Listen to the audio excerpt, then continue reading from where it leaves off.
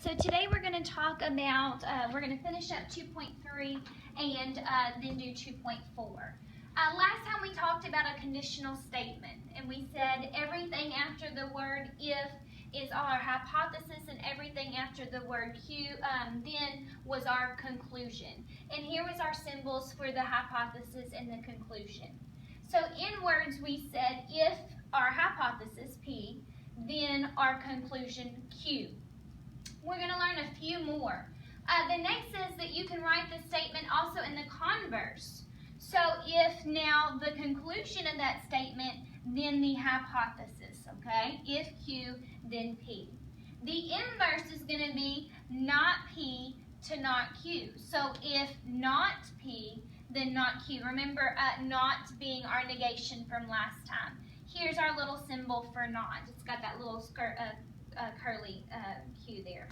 The contrapositive would be not Q to not P. All right? Let's go ahead and move on. The next thing they talk about equivalent statements. They are logically equivalent if they have the same truth value. Okay? So if both statements happen to both be true or both be false, then we would call them logically equivalent statements. Okay? Our first example is asking us to write this statement, Olympians are athletes, okay? They want us to write this in the if-then form, the converse, the inverse, the contrapositive, and then determine whether or not it's true or false, okay? I'm not going to write it all out, but let's look.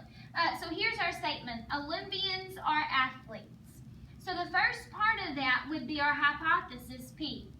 The second part of that would be Q. So if I'm writing this in the if-then form, it would be P to Q. So I would write, just like last time, if people are Olympians, then they are athletes. Okay? The converse would be written Q to P. So you would say now, if people are athletes, then they are Olympians. Okay? The inverse would be just like the if-then, but you would have not P to not Q. So you would say, if people are not Olympians, then they are not athletes. Okay? The last one, the contrapositive, is just like the converse, but you're going to add the word not in front of it. Okay? Not Q to not P. So this time you would say, if people are not athletes, then they are not Olympians. Okay? All right, let's move on to the next part here. Okay? The next one is talking about deductive reasoning, and we talked about inductive reasoning last time, which is using patterns to come up with a conjecture for what is going on with the set of numbers. Deductive reasoning is using facts, definitions, laws of logic, things that you know for certain to come up with an answer, okay? So if I look at example 2, it says determine if this conclusion is based on inductive or deductive reasoning. So our first example says, in Miguel's town, the month of April has had the most rain for 5 years. He thinks that April will have the most rain this year. So he's actually looking at the fact that over the past 5 years it's rained, so now he thinks it's going to rain. So that would be a pattern, so that would be actually inductive reasoning. The next one says, if Kel is late enrolling for summer school, we will be assessed $30 for an enrolled late this summer. So he concluded that he will be late, assess the $30 late fee. So because he enrolled late, based on what the statement says, or based on what it's saying, their rule for if you enroll late in summer school, you're going to pay $30.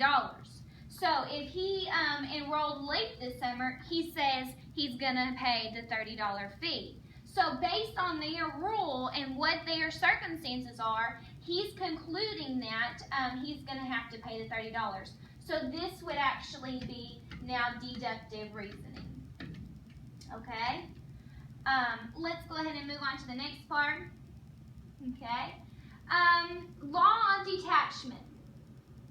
Okay. Law of detachment says that if you have this statement in a conditional statement, P to Q is true, this statement in P is true, then Q also has to be true. So if P is true, then that means the conclusion must also be true. Okay, and this is deductive reasoning. So here's the example. If a car is out of gas, then it will not start. She says her car is out of gas, so this part, the hypothesis, happened to be true, so she's concluding that if that was true, then it will not start. So then her car is not going to start. Okay? So again, if P is true, if a car is out of gas, then it will not start. Her car is out of gas, then guess what? Her car is not going to start. Okay? That is using the law of detachment to come up with the conclusion. So, in this given example, it says if you are 16 years old, then you can apply for a driver's license. Okay? Nate is 16 years old, then what does that mean? If this part is true, then what? Q must be true. So specifically, if Nate is 16 years old, then Nate can apply for a driver's license.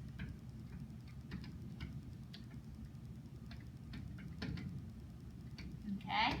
And that is using the law of detachment. The very last one is called the law of syllogism, okay? And what it says is that, let me make sure I'm not missing anything up here. Oh, that was another example. The law of syllogism says that if P to Q and Q to R are true statements, then P to R is also a true statement. So you're going to have two different sentences here, okay?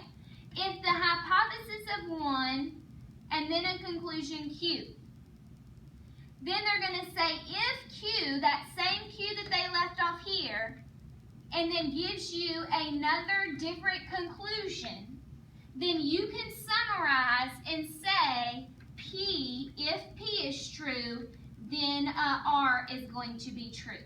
Okay? In other words, you can cut out the middleman. Okay? So let's go ahead and move on to this example here. Alright, so A says that if Jamal finishes his homework, he will go out with his friends. If Jamal goes out with his friends, he will go to the movies. The first thing I want you to find is what is your Q, because remember your P to Q, then Q to R, then you can finalize and say P to R. So let's first find the Q's. First find what is exactly the same. So he will go with his friends. There's our Q, okay? He will go with his friends. There's our Q. All right? So if Q is the end of this first statement, then the beginning of it has to be the P part. Okay? If Q is the beginning of our sentence, then the rest of it has to be our R part. So in other words, using this law of syllogism says that we can cut out our middleman. If it fits in this pattern, I can go ahead and say P to R. So my statement would now read, if Jamal finishes his homework, then he will go to the movies.